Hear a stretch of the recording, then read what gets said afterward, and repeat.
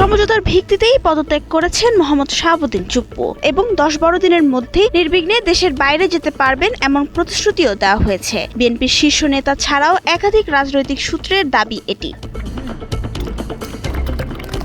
সূত্রগুলো জানায়, বিএনপি শুধু সংবিধানের 51 অনুচ্ছেদের আওতায় রাষ্ট্রপতি হিসেবে নেওয়ার সিদ্ধান্তগুলোর জন্য তার বিরুদ্ধে কোনো পদক্ষেপ না নেওয়ার বিষয়ে সম্মত হয়েছে। তবে রাষ্ট্রপতি হওয়ার আগে তার বিরুদ্ধে থাকা কোনো মামলা বা বিতর্কের দায় নিতে দলটি রাজি নয়।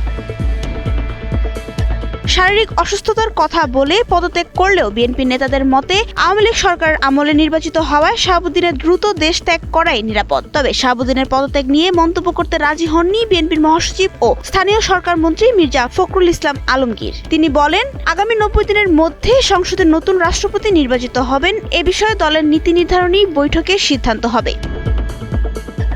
বিভিন্ন গণমাধ্যমে প্রকাশিত প্রতিবেদন অনুযায়ী রাষ্ট্রপতি শাহাবুদ্দিনের পদত্যাগ এবং এ সংক্রান্ত সমঝোতার বিষয়টি জামায়াতে ইসলামের কয়েকজন জ্যেষ্ঠ নেতাও আগেই জানতেন। নাবিলা রহিম, সময়ের আলো।